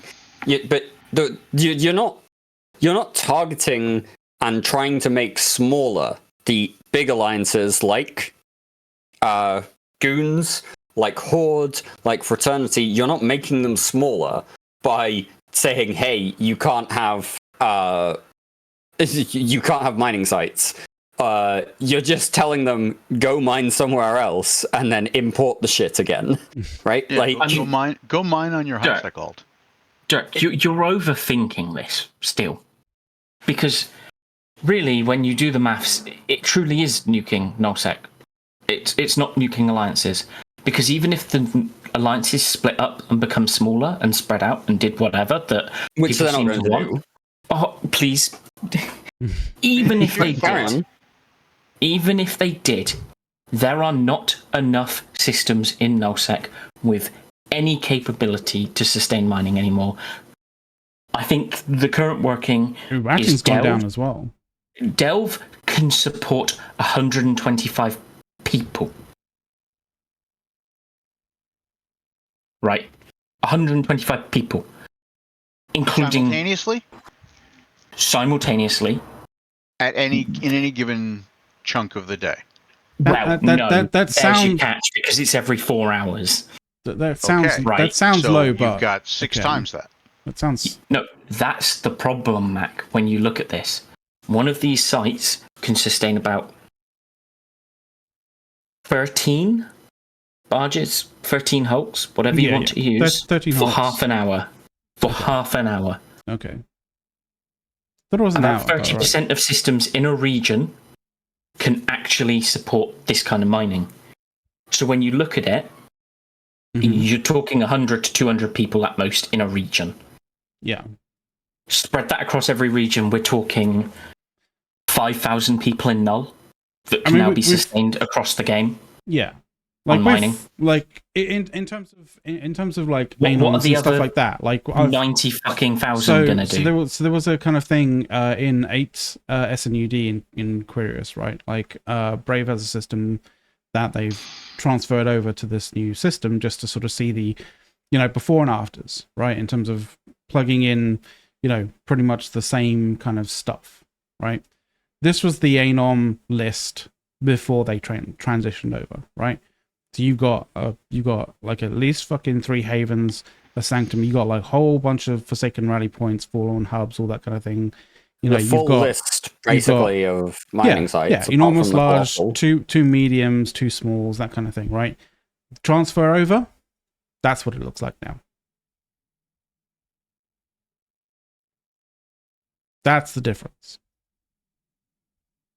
And that's 2 mining sites and 2 mining sites, 2 havens, and a dozen anomalies. Yeah, yeah. It's I did the numbers because it was me that took those screenshots. I wrote it all down. I do also want to pay from 35 combat sites to 14, and yes, ABC Dirt, you are right on the topic of combat sites. They are instant respawns, which I'm pretty sure is bugged. Here we go. But 35 down to 14 on combat sites, and then 6 mining anoms down to 2. And the 2, specifically, it should be noted, the 2 mining anoms are not related to the Solve Hub upgrades. The 2 mining anomalies are quote-unquote random spawns based on the system, the TrueSec, and CCP's other shit, right? Like, there are mining stuff that crop up across the game that isn't related to any sort of sovereignty requirement, and those exist still. CCP haven't taken those away. I'm not sure they know how to take them away. I'm not sure they know where in the code they would look to take them away. And no, CCP, that is not a suggestion that you should go looking. You should, in fact, fix the code that you recently introduced instead. I don't... What ones were they? They were the Bistot ones, right? The Arcanor and Bistot, yeah. Oh, we don't actually have pages for them, God damn it! I was going to say how much yours in them, but I know it's not much. We don't have a uni wiki page for it. I've been trying to, I think, trying to talk about what Mepper's put in Twitch chat as well, which is the bit of a poem from Martin Niemöller that was first kind of popularized around World War II. And, you know, first they came for X and I did not speak out because I was not X. Like, I don't think that's anything that you could accuse Push to Talk of doing, right? Like, we will always speak out against what we see as, like, just stupid bullshit. Our entire purpose or here literally is to speak anything out. else that comes to our attention. Well, no. In some cases, we will speak on rather than speak out against. But, yeah. That just means nobody's gotten you and South riled up. Yet. Yeah, so this is a mess of... I mean, Angel says that the insta-respawn on Anoms, apparently per Swift, was actually right. Good. That actually seems to be something they got right. And so, interestingly, this is quite happy with that. This is something that alludes also to sort of like some aspect of how I named the stream as well. Is a lot of people I've seen people mention this a few times now, that people are considering gun mining. And if you don't know what that phrase is, is basically, instead of mining, like taking a mining ship and mining a mining site, they will go and take a combat ship, or a ratting ship more like, specifically for ratting, and rat, and pull all of the material, materials that they can from the rats that they kill, and then reprocess all of that stuff into minerals and stuff in order to use.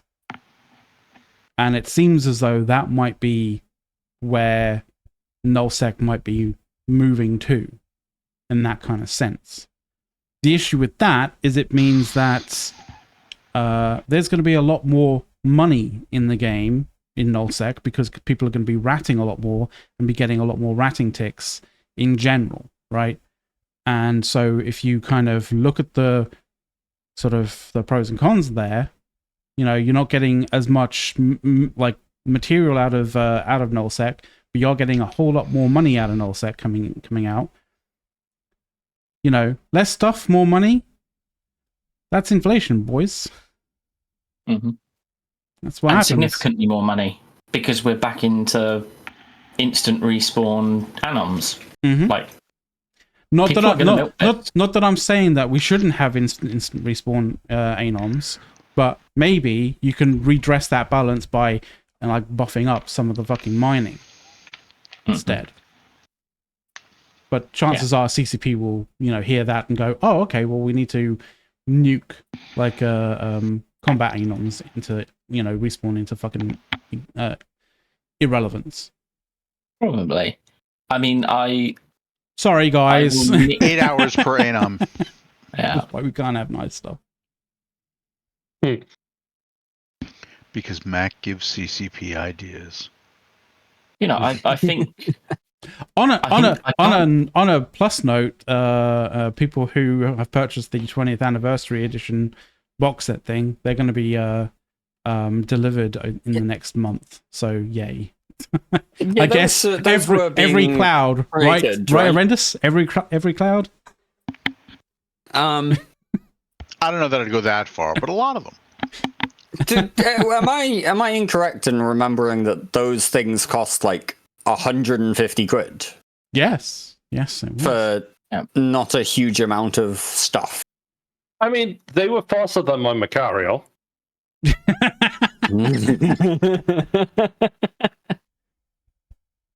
Given the way you fit your Macarials, that's not surprising.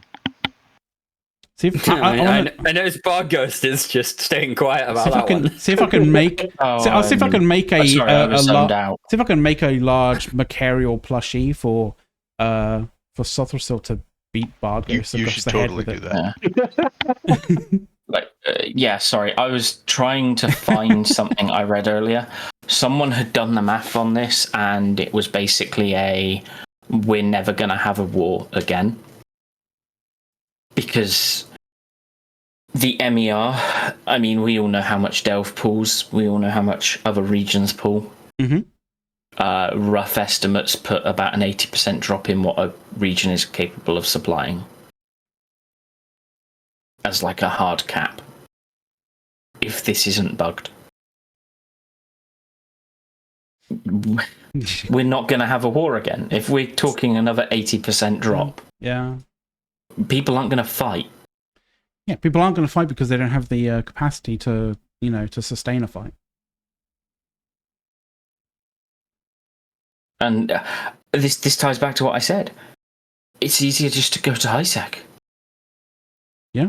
It's or just bunker up in low sec. You can't push me out of an NPC station, mate. Like, well, not just that. I mean, in terms of if you're mining and you play the game to mine because you enjoy mining, not because of your ISK per hour and earnings. Yeah, a lot of people just like mine. Yeah, just go to fucking HiSec. You've got belts all over the place. You can mine all day. Yeah, people like mining. A lot of people like mining just for the social aspect of doing a coordinated kind of group activity with a bunch of people in a really chill kind of way. Like, yeah, but you're not gonna do that in HiSec. People do though. Yeah. I used to do it all the time with friends. It would be sit in HiSec with some barges and an orca on a moon or in a belt, and you just sit there chatting shit for 2 or 3 hours like we do now. Depends how many personalities in your head you have to talk to, as well. Yeah, but I mean, what I mean is, it's not going to be nearly the same scale of group activity. You're going to have like maybe 3 or 4 people doing it in a group, maybe. Yeah, absolutely. It would be something the size of us on this show today, sitting down, chatting, and just AF. Yeah, I don't want to say AFK mining, but mining in the background, right? Yeah, I used to do that too, where we'd have 4 guys in our HiSec corp mining, and one of us was multi-boxing combat ships, and one of us is multi-boxing the hauler to go running back and forth. Yeah. Mm-hmm. But that's a very different beast than what you have now. And I think this is what CCP don't understand. They don't understand that, quite frankly, many of us don't care for the ISK per hour mining. Yeah, okay, I'll probably go for the more valuable rocks on grid, at least first. But I would rather sit on a grid with a bunch of large rocks and not have to micromanage shit and get fuck all ISK and just sit there chilling with friends chatting. Are you saying CCP doesn't understand their players? Yeah. I think they are completely disconnected. When has that ever been true? If I wanted to make ISK as my main thing, I'd be doing Abyssals. Tier 6 Abyssals, or I'd be doing Pockford. Strangely enough, Pockford hasn't been actually touched in this whatsoever. Well, odd, isn't it? Hit before, but yeah. That's the other thing. They got a mild tickling. And you know what? Somebody's actually got this in the thread. All values in anoms per 24 hour per system. best case. Null, 4 bill. Low, 3 bill. Wormholes, 2.5 unless you get an A0. High sec, you don't get anoms, you just have belts. Pockven, 10 bilisk per site. Fucking Jesus. Like, oh my god. You know, if miners wanted to make the ISK, they'd go to Pockven. I wonder what would happen if we crammed the entirety of Goonswarm into Pockven. I think we should either do that or we should do high sec, right? Just to make a fucking point. Resurrect Minilove. I will just once again point out that right before Pockven got created, all right, Kathy and I did in fact try to lobby the rest of Ilum to move all of our super capitals into one of those systems. That would have been funny as fuck. Like, would have been we insane. fucking shitted on it. Like, you can filament them out, but once they're in there, you can have fun and gate them around and do, like, right? I wouldn't necessarily say all of our super capitals, but like, here, let's put just fuck it, move the whole goddamn coalition into pot, into these systems. That was what we were pushing for. Screw it. What are they gonna do? 27 systems, right? You could have multiple supers, faxes, and dreads on a grid while you mine one of these 10 bill sites, and you'd be, let's be frank, perfectly safe. You could have multiple supers, titans, and faxes on the grid while the titans are using Tech 1 mining lasers on the sites. Yeah, you just meme it, right? Like, you wouldn't need mining ships at all. Just use the goddamn titans. What are people gonna do? Gotta call the Ghostbusters. But yeah, like, I mean, CCP would have definitely needed to do something about that if we had done that. Yeah, but then we would have just jumped them back out. Like, Soft, you say CCP would have needed to do something about that if we'd done that. As if CCP haven't targeted various aspects of mechanics when we use them, but not the people anyway, right? I mean, that would have been... And honestly, I'm not sure CCP would have. I'm not sure CCP would have. It would have been too blatant and open. Not even that. I think that if we'd done that, and if we just moved everything into Podge, all right, CCP would have been way too busy trying to tout it as a great thing because now look at all this free space in Nullsec. Fair point.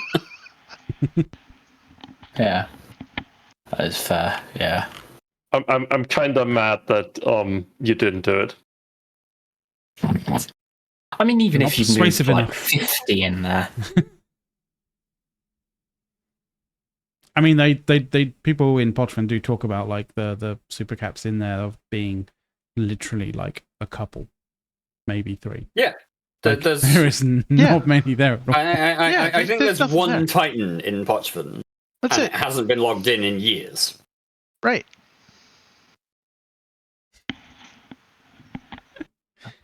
That'd have been a been a ballsy move, but that would have been a fucking that would have been epic.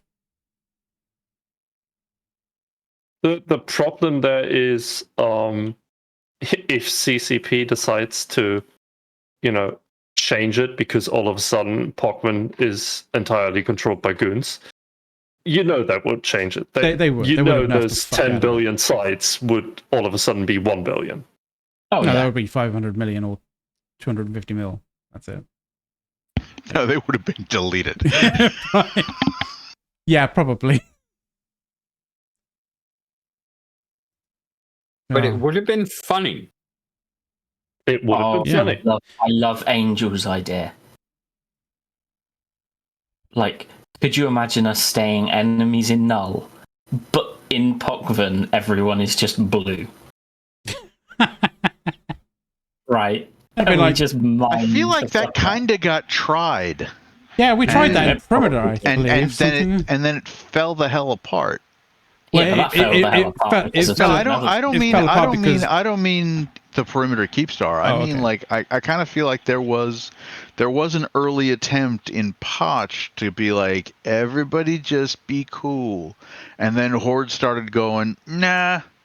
We're going to attack structures. Talking about, I think our lot on Frat were pretty chill because it was off time zones, right? Well, so it was like, yeah, we'll do our time zone, you do yours, whatever. Considering it's coming up to the top half of the hour, like, and Horde was mentioned, I would like half of the hour. The top of the hour, not the top. Sorry, hell, the top it could even be the top like 3/4 of the hour. Yeah, Who knows? The top 4/5 of the hour, not more. And you mentioned Horde. I'd just like to fucking mention that we do have a meta show coming later on in an hour's time, and I have it on good authority that they will be waxing lyrical on all the fucking fun with Horde. I literally just pinged Dave in the wrong channel to ask him if there was a meta show tonight. So yeah, there is. Yeah, there is. He's already confirmed. I asked him yesterday about it and stuff. So yeah, they are definitely talking about all the fun in EX6. So if you are interested in Herf bluffing and hearing all the fun and all of the propaganda and all of the sort of like crazy talk about EX6 and how terrible Goblins is at actually like coming through on enjoying content, then be back in about an hour's time for Meta Show, because that'll be there. Other than that, we should probably go with like one last things, really, right? Horrendous. Yeah. Is there anything you want? See, one last thing. Anything you have on your chest that you wanted to say you haven't said yet? I know it'd be rare. I would just like to thank CCP for consistently being CCP. It's nice to have things that are reliable in this world.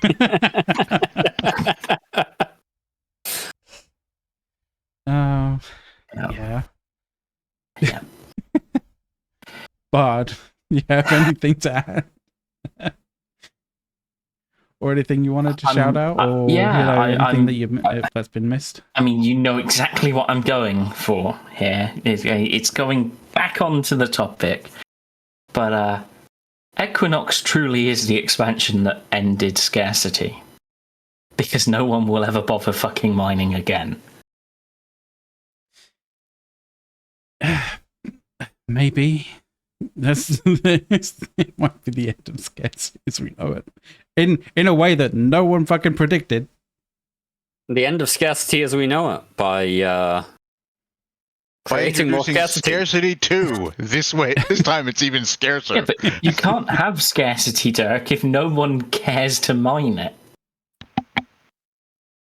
Gun mining is the way. Hey, look, gun mining is back. No, but you do still have Scarcity if nobody cares to mine it. You just have more Scarcity because nobody cares to mine it. No, because it's then all in the box and it's not scarce. Anyway, whoever next. I need to drop off quick. Yeah. Okay. Dirk, you have anything to add? I'm not sure actually. I've been very busy with AT team planning the last couple of days, so I've not kind of kept too much of an idea about what the hell else has been going on. I'll give you Dirk's one last thing. Soft, put the damn Discord link in for Anger Games. Blah blah blah blah. I'll go with that. You know what? I'm gonna take it. There we go. That's my one last thing. I'm busy. You're busy, are you? You don't want to do your one last thing? You're fine? Nope. I'm good. Okay. Well, I will do a one last thing. And this is my one last thing.